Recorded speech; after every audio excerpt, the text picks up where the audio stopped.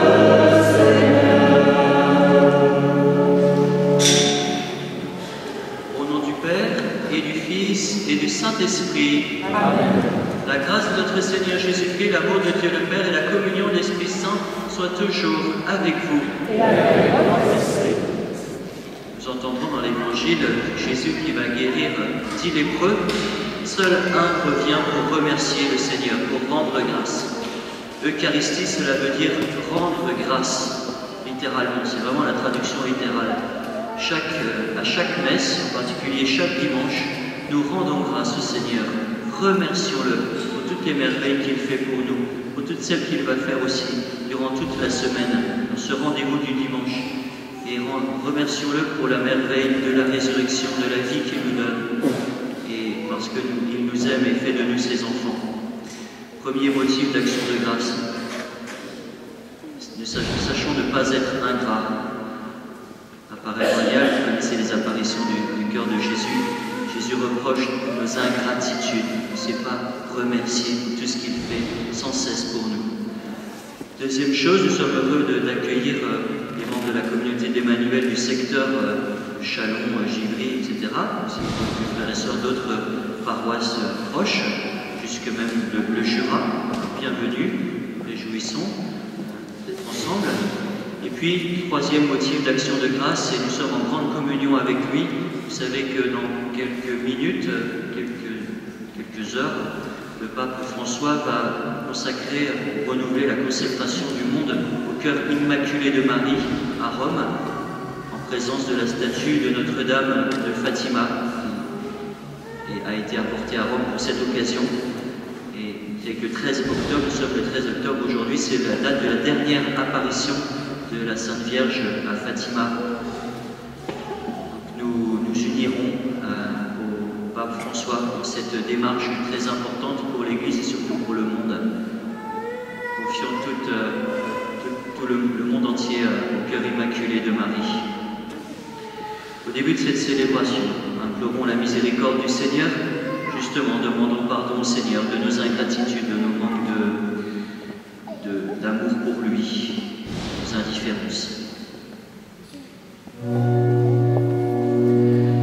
Seigneur Jésus, envoyé par le Père pour guérir et sauver les hommes, prends pitié de nous. Seigneur, prends pitié.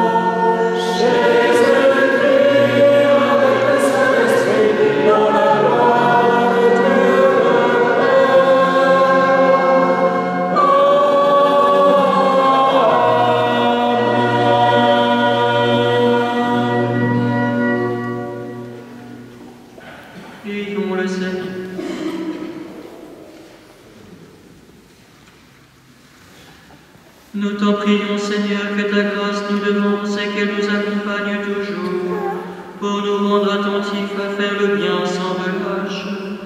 Par Jésus-Christ, ton Fils, notre Seigneur et notre Dieu, qui règne avec toi et le Saint-Esprit, maintenant et pour les siècles des siècles.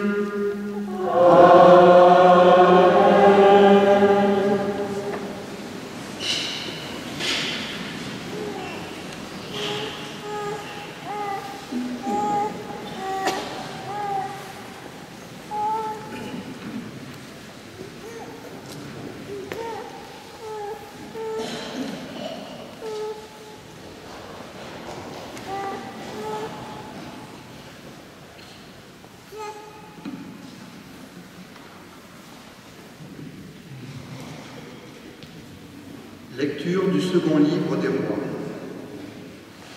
Le général syrien Naaman, qui était lépreux, descendit jusqu'au Jourdain et s'y plongea 7 fois pour obéir à l'ordre du prophète Élisée.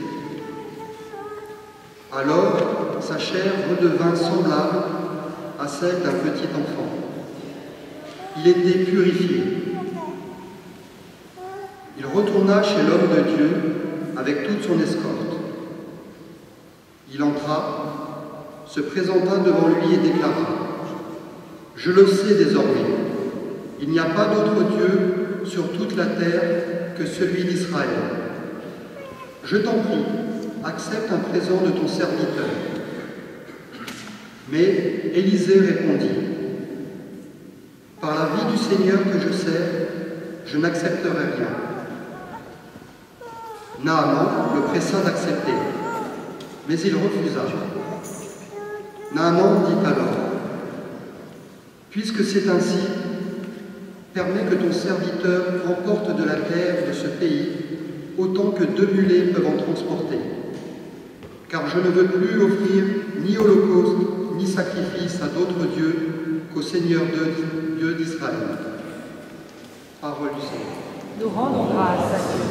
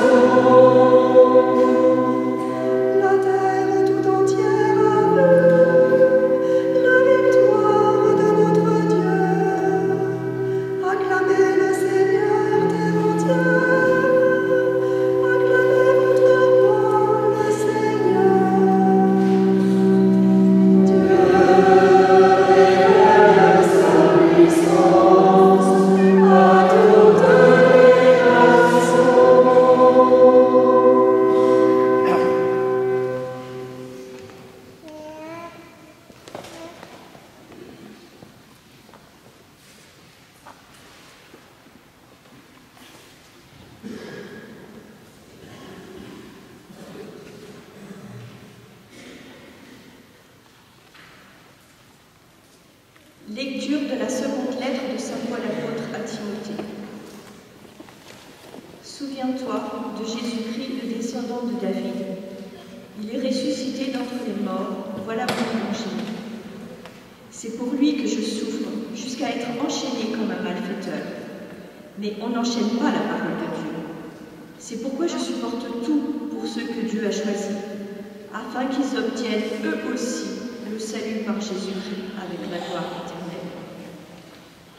Voici une parole sûre. Si nous sommes morts avec lui nous vivrons. Si nous supportons l'épreuve, avec lui nous régnerons. Si nous le rejetons, lui aussi nous rejettera.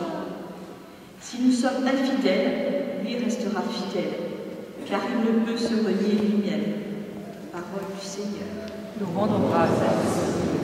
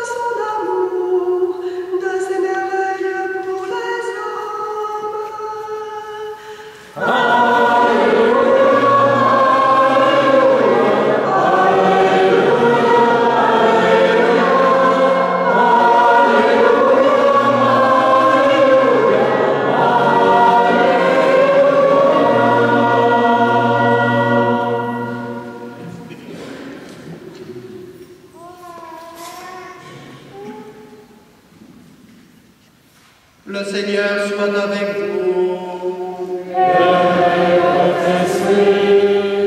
Évangile de Jésus-Christ selon saint Luc. Gloire à toi, Seigneur.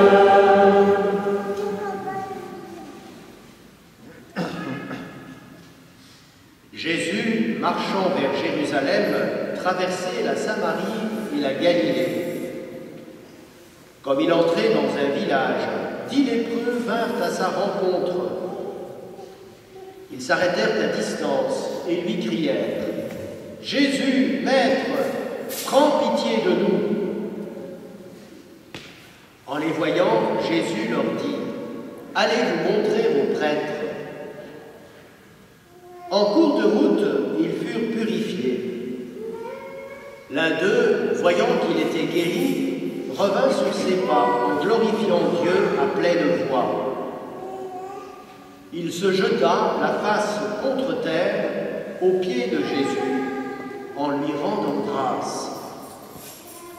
Or, c'était un Samaritain. Alors Jésus demanda « Est-ce que tous les 10 n'ont pas été purifiés? Et les 9 autres, où sont-ils? On ne les a pas vus revenir pour rendre gloire à Dieu. Il n'y a que cet étranger. » Jésus lui dit « Relève-toi et va, ta foi t'a sauvé. » Acclamons la parole de Dieu. Louange à toi, Seigneur Jésus.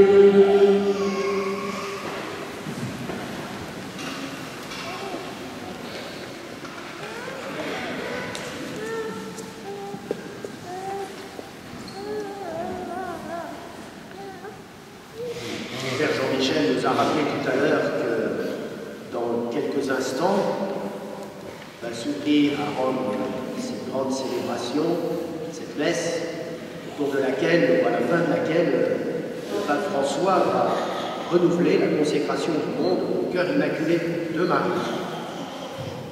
Et ce n'est pas lui qui avait décidé cet acte, c'était prévu dans le programme de l'année de la foi. Et c'est dans le cadre de l'année de la foi que le Saint-Père souhaite nous montrer en exemple une croyante hors du commun, la Vierge Marie. S'il y a quelqu'un qui a vécu la foi de manière parfaite, c'est bien elle. Et il se trouve que justement, les lectures d'aujourd'hui nous parlent de la foi. Elles nous disent des choses sur le processus qui va conduire les personnes protagonistes de cette aventure, de ces deux histoires que nous avons entendues, Naaman le Syrien et les 10 lépreux, comment ils sont devenus des croyants. Alors vous avez d'abord un élément essentiel. Naaman, c'est un Syrien. À l'époque du prophète Élisée, 5 siècles avant Jésus-Christ, même plus que ça, 7 siècles. C'était quand même pas la paix entre Israël et la Syrie. Ils se battaient. Il y avait régulièrement des accrochages entre les deux nations. Et le général syrien qui menait les armées de son prince avait fait des prisonniers. Et parmi ces prisonniers, il y avait une petite jeune fille qui était devenue servante de sa femme. Et quand la lèpre a apparu sur le corps de Naaman, cette petite jeune fille disait à sa maîtresse: « Ah, si seulement mon maître allait en Israël, il y a là-bas un prophète, et il prierait et il serait guéri. » Il y a donc le témoignage d'une petite jeune fille qui avait la foi. Elle témoigne de sa foi et ça va déclencher une démarche de la part du général, qui n'était pas facile à faire parce que lui, le général de l'armée des Syriens, se pointait en Israël en disant: « Il paraît qu'il y a un prophète qui guérit chez vous. » C'est un ennemi quand même. Donc c'était pas une démarche facile à faire. Mais il va la faire, et il va même la faire envoyer par son prince. Le roi de Syrie va l'envoyer avec des lettres au roi d'Israël pour qu'il le guérisse, qu'il lui guérisse son général. Donc, vous voyez, ça c'est le premier élément. Il y a eu un témoignage au départ de la démarche de cet homme. Quelqu'un a témoigné de sa foi, et c'est une petite jeune fille. Pour les 10 lépreux, c'est la même chose. Vous pensez bien qu'ils ne sont pas venus à la rencontre de Jésus par hasard. Ils avaient entendu dire que Jésus guérissait les malades, et en particulier les lépreux. Peut-être même qu'ils avaient un de leurs anciens collègues qui avait été guéri, qui leur a dit: « Mais il faut aller là, à sa rencontre, il faut aller le trouver, il va vous guérir. » Donc eux aussi ont vécu cette première étape de la foi. Ils se sont dit: « Mais si c'était vrai, et si c'était possible qu'il nous guérisse, qu'il me guérisse. » Donc ils font cette démarche de venir vers Jésus. L'évangile est très clair là-dessus, ils viennent vers Jésus.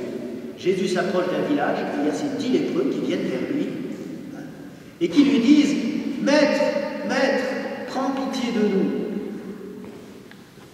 Je crois que leur demande est claire. Jésus ne leur dit pas: « Qu'est-ce que vous voulez ?»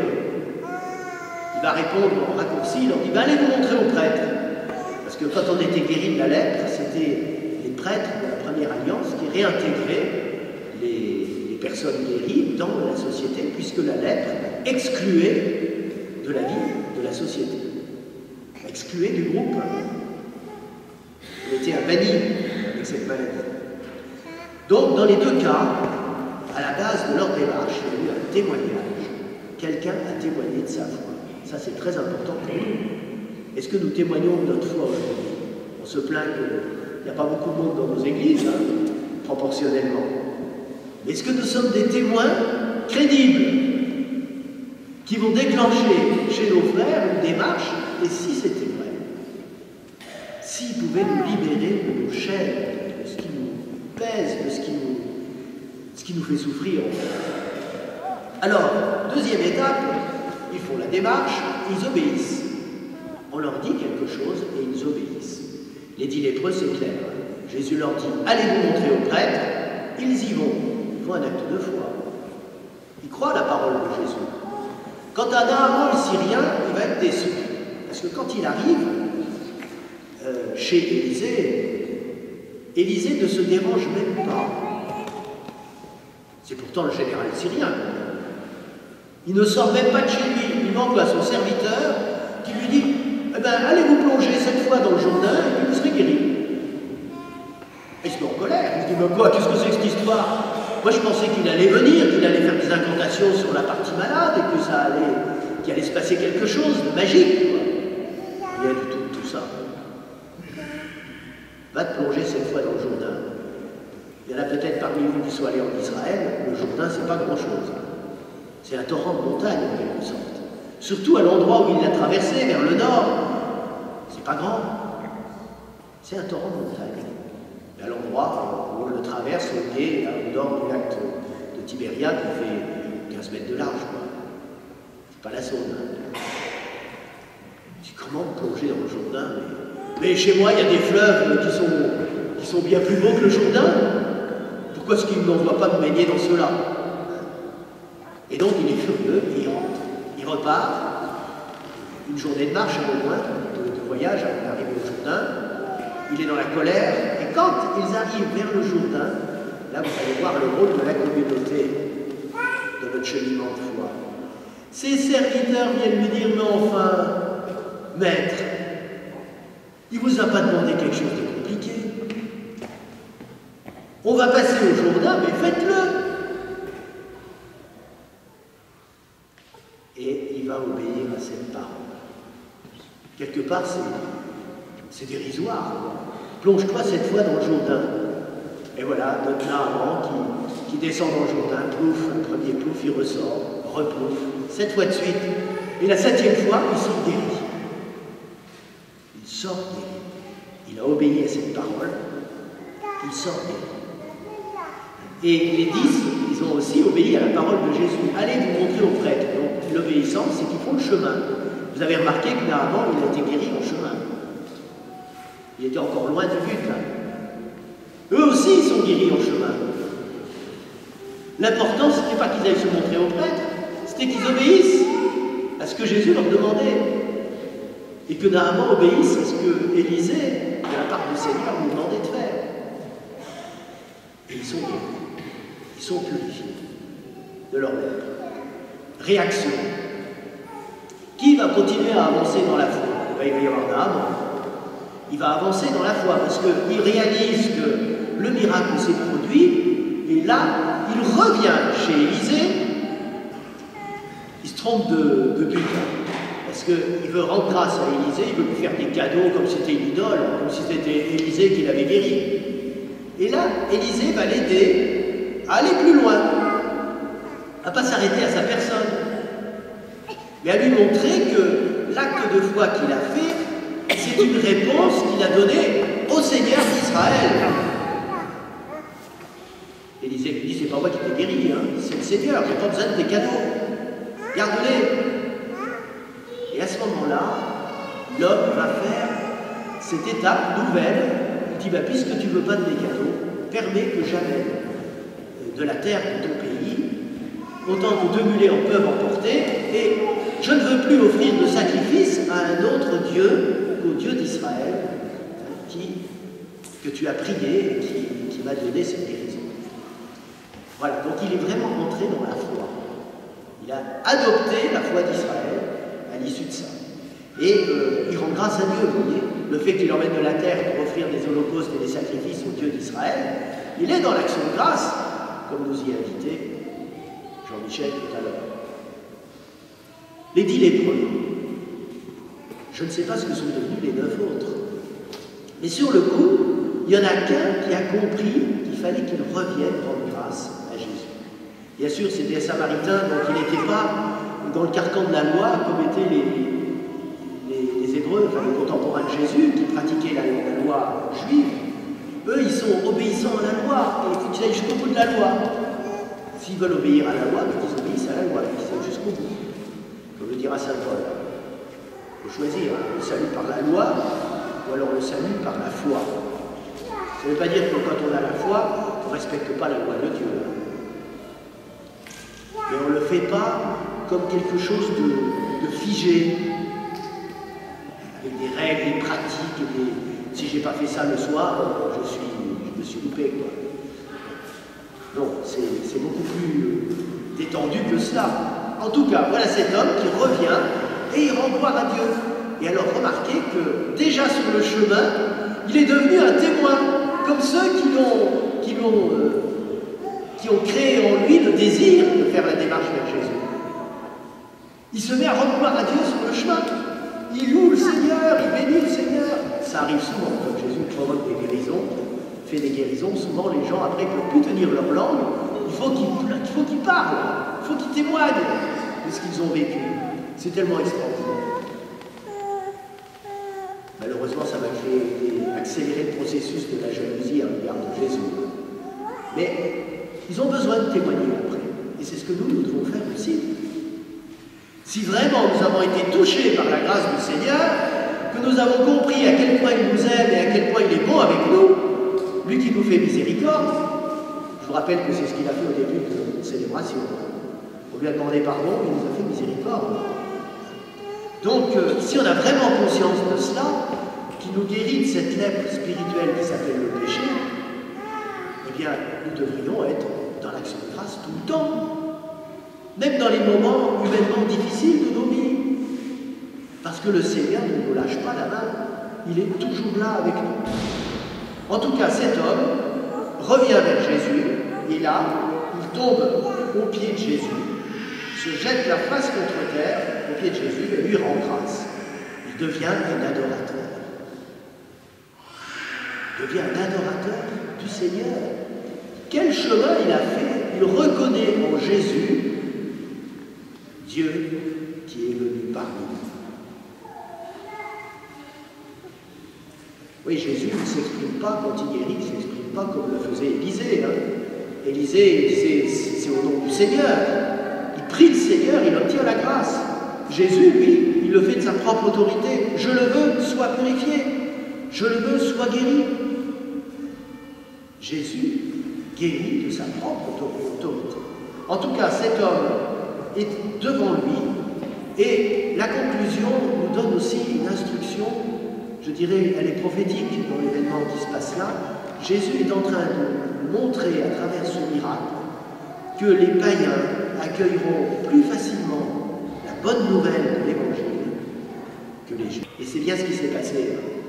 Ça ne veut pas dire qu'il n'y a pas des Juifs qui sont convertis.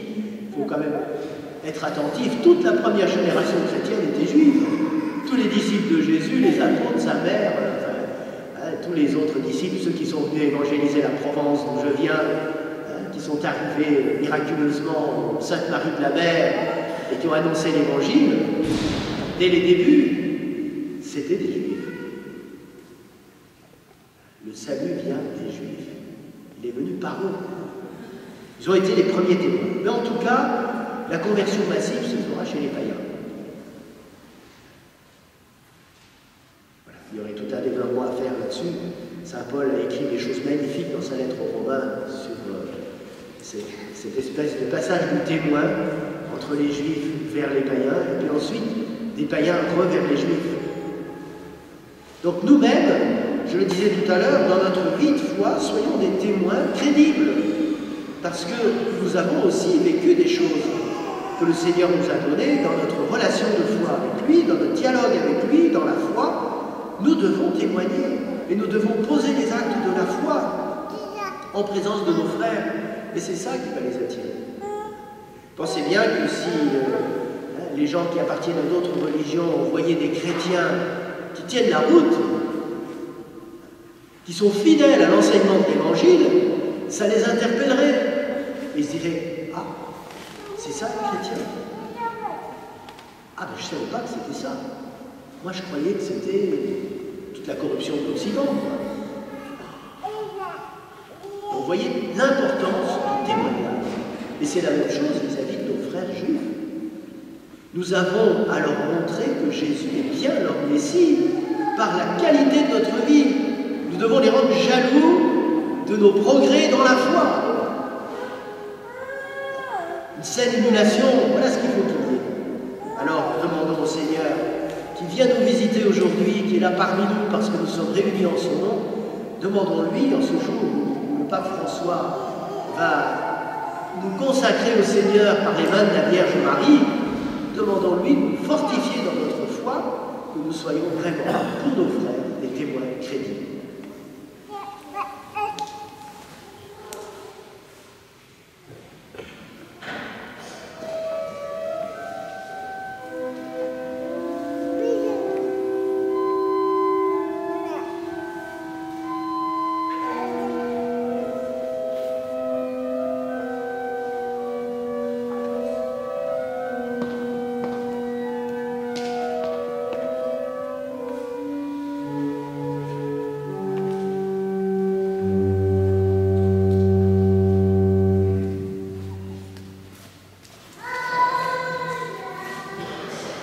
Ce processus de foi, nous le vivons aussi en Église. Et c'est l'Église elle-même, depuis des siècles, qui nous transmet les mots pour exprimer notre relation à Dieu. Tous ensemble, proclamons la foi de l'Église, le symbole de Nicée-Constantinople. Je crois en un seul Dieu, le Père Tout-Puissant, Créateur du ciel et de la terre, de l'univers visible et invisible. Je crois en un seul Seigneur Jésus-Christ, le Fils unique de Dieu, né du Père avant tous les siècles. Il est Dieu né de Dieu, lumière née de la lumière, vrai Dieu né du vrai Dieu, engendré non pas créé, de même nature que le Père, et par lui tout a été fait. Pour nous les hommes et pour notre salut, il descendit du ciel. Par l'Esprit Saint, il a pris chair de la Vierge Marie et s'est fait homme. Crucifié pour nous sous Ponce Pilate, il souffrit sa passion et fut mis au tombeau. Il ressuscita le troisième jour, conformément aux Écritures, et il monta au ciel. Il est assis à la droite du Père. Il reviendra dans la gloire pour juger les vivants et les morts, et son règne n'aura pas de fin. Je crois en l'Esprit Saint, qui est Seigneur et qui donne la vie. Il procède du Père et du Fils. Avec le Père et le Fils, il reçoit même l'adoration et même gloire. Il a parlé par les prophètes. Je crois en l'Église, une sainte, catholique et apostolique. Je reconnais un seul baptême pour le pardon des péchés. J'attends la résurrection des morts et la vie du monde à venir. Frères et sœurs rassemblés pour la prière commune, supplions le Seigneur très bon pour nous-mêmes et pour tous les hommes.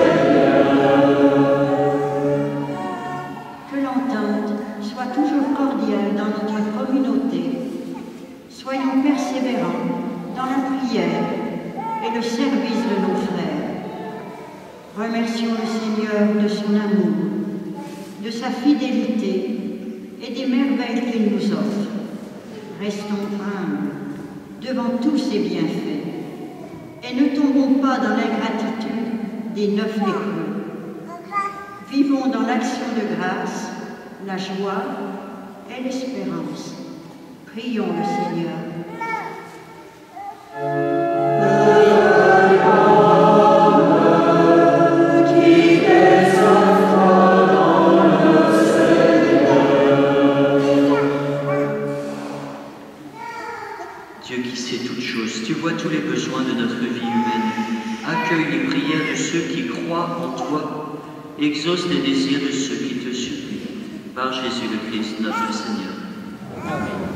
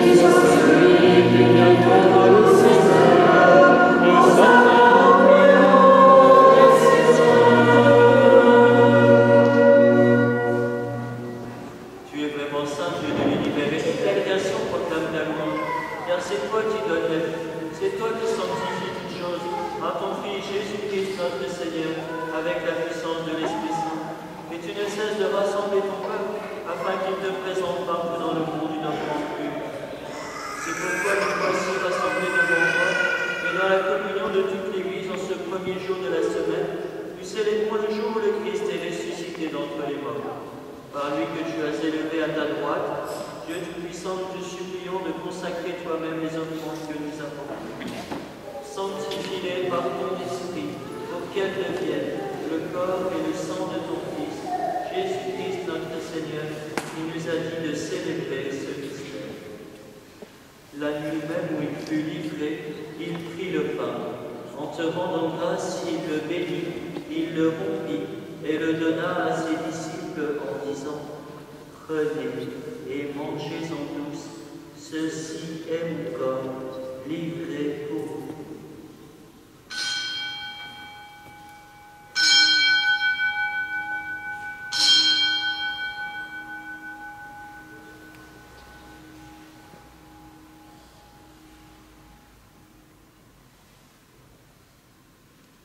De même, à la fin du repas, il prit la coupe.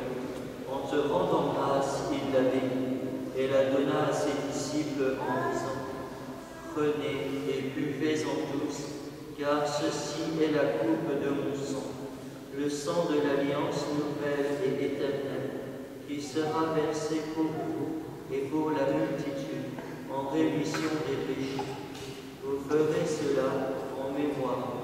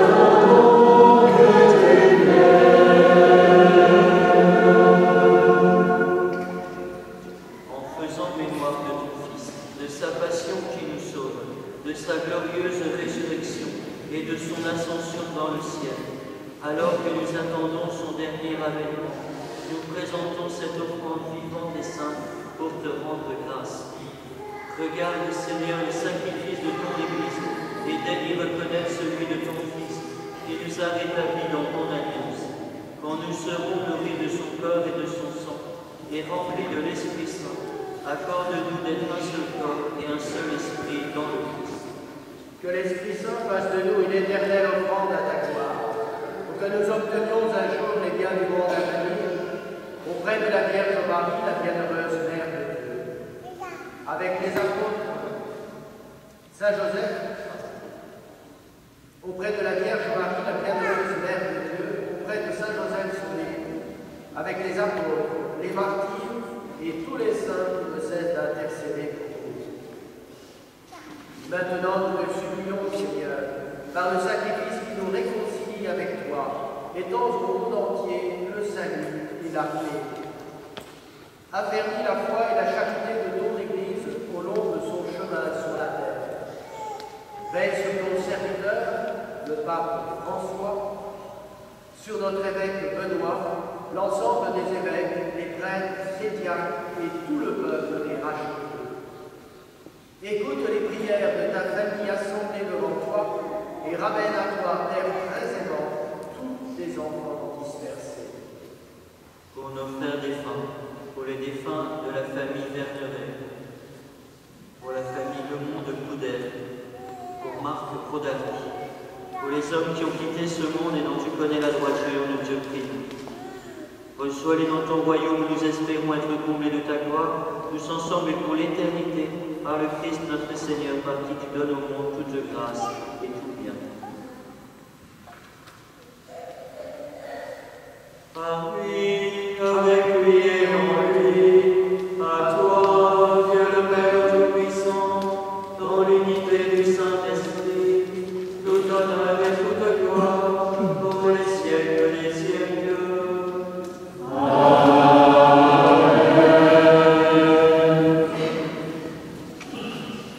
Toute la messe est une immense action de grâce au Père, par Jésus, disons de le dire, par lui, avec lui et en lui. C'est avec Jésus que nous adressons notre louange au Père, que nous le remercions.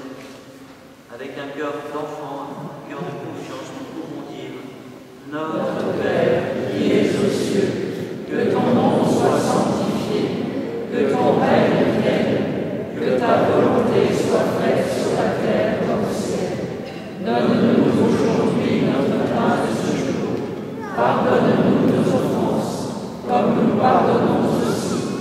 ceux qui nous ont offensés, et ne nous soumets pas à la tentation, mais délivre-nous du mal. Délivre-nous de tout mal, Seigneur, et donne la paix à notre temps. Par ta miséricorde, libère-nous du péché.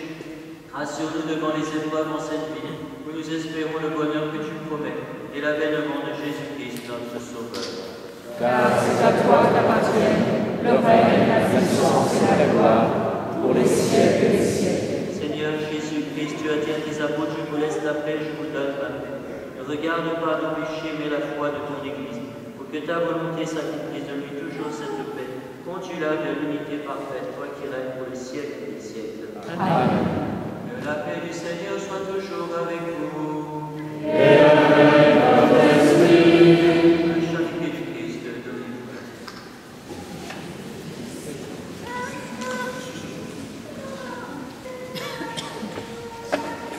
Agneau de Dieu, qui enlève le péché du monde, prends pitié de nous.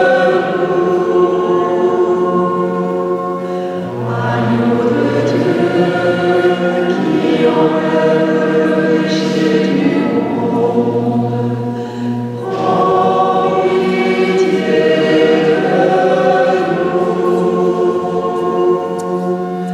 Agneau de Dieu, qui enlève le péché du monde,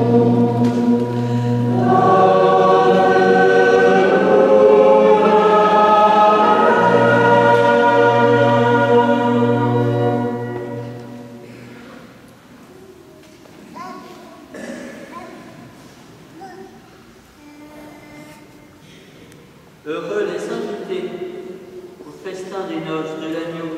Voici l'agneau de Dieu qui enlève le péché du monde. Seigneur, je suis pas digne de te recevoir, mais dis seulement une parole et je serai guéri.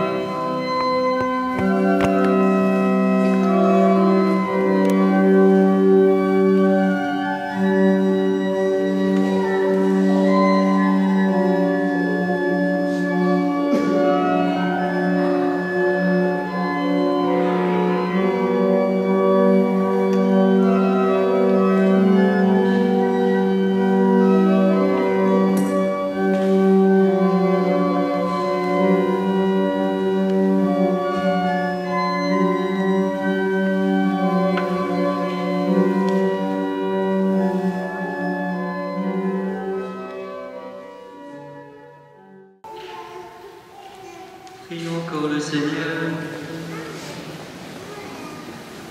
Dieu souverain, nous te le demandons humblement. Rends-nous participants de la nature divine, puisque tu nous as fait communier au corps et au sang du Christ, lui qui règne pour les siècles des siècles. Et rapidement, quelques annonces. À partir d'aujourd'hui commence la semaine missionnaire mondiale. Toute la semaine, nous prierons particulièrement pour les missionnaires qui donnent leur vie dans le monde entier. Et samedi soir et dimanche prochain, nous ferons la quête pour les missions. Donc pensez à apporter un petit peu plus d'argent que d'habitude peut-être, pour pas que vous ne soyez pas généreux. Voilà, il y a des enveloppes aussi, je crois, avec des petits tracts qui sont faits. Voilà, vous pouvez aussi envoyer des chèques directement aux œuvres pontificales missionnaires.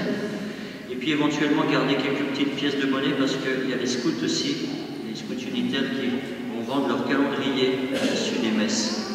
Voilà, donc vous donnez beaucoup pour les missions, puis un petit peu aussi pour les scouts unitaires, si vous avez envie. Voilà. De toute façon, ils vous sauteront dessus, vous verrez. C'est sûr, vous ne pouvez pas les louper. Hein. Voilà, il y a pas mal d'autres annonces, mais vous lirez précisément sur la feuille. Voilà, alors ce qui est nouveau, très important, il y a une nouvelle messe de semaine qui va avoir lieu. Alors attention, il y a une erreur, c'est pas à 9h45, mais c'est à 8h45. Ce sera à la chapelle de la Citadelle, et mardi matin.